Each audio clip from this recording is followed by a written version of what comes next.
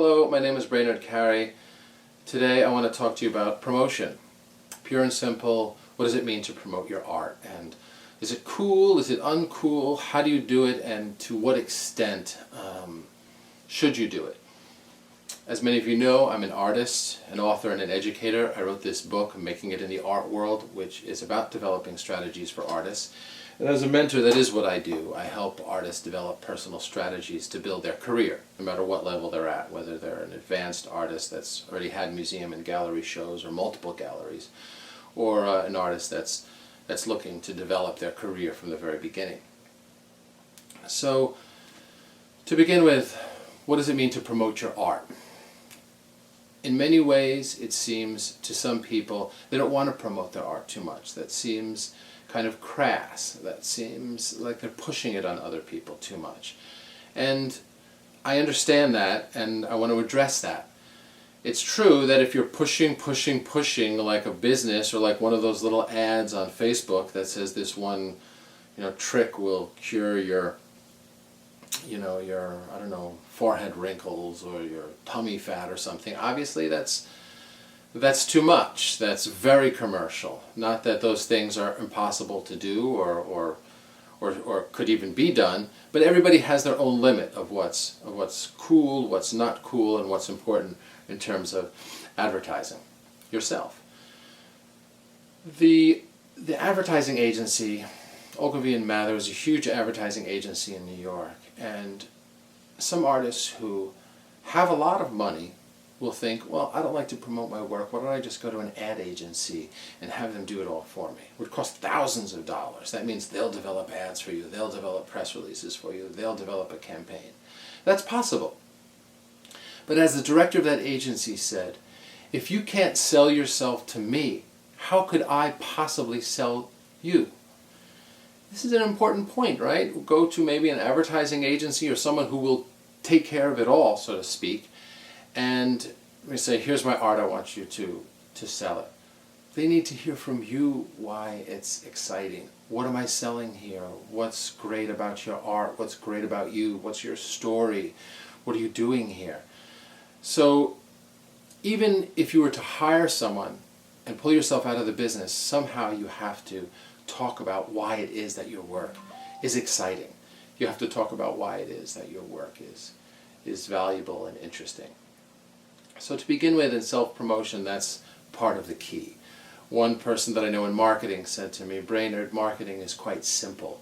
It's simply telling everybody what you do over and over and over again, so that one day when they need your services or your art, they remember you.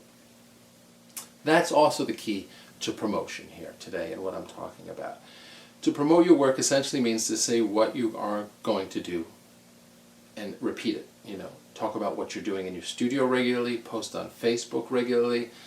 And there are artists that get great engagement with Facebook, and it's an enormous promotional tool. But the big mistake that's usually made on Facebook is what's called engagement, the level of engagement that you're creating. The people who use Facebook the best are the ones who are asking interesting, provocative questions and are getting replies. They're the people who are writing on other people's page and replying to what they're doing. They're really thinking. They're writing thoughtful comments and answers to other people's posts. This increases engagement and it develops depth in your own promotion. Because when anybody comments on another post, of mine, of yours, of anybody's, probably the first thing you do, especially if it's more than just a like, if they actually write a sentence, is you click on that name and you find out who is that. That's very important here. That's an enormous part of promotion and engagement. So again, promotion, is it cool? How much of it should you do? That's up to you. But if you're having an exchange, a mutual exchange with other people, and you're writing comments on other people's page, then it is cool. It's a conversation. You're entering into a dialogue, a salon-style situation with other artists, with thinkers, with collectors that are all over Facebook. And you find them one at a time by just looking at posts, commenting on them, searching for people that you know, not necessarily generically collector, Look for collectors in your area. Who is it that's supporting local museums? Find those names on Facebook. Comment on them. It's one person at a time. It's always one person at a time how we pull in names.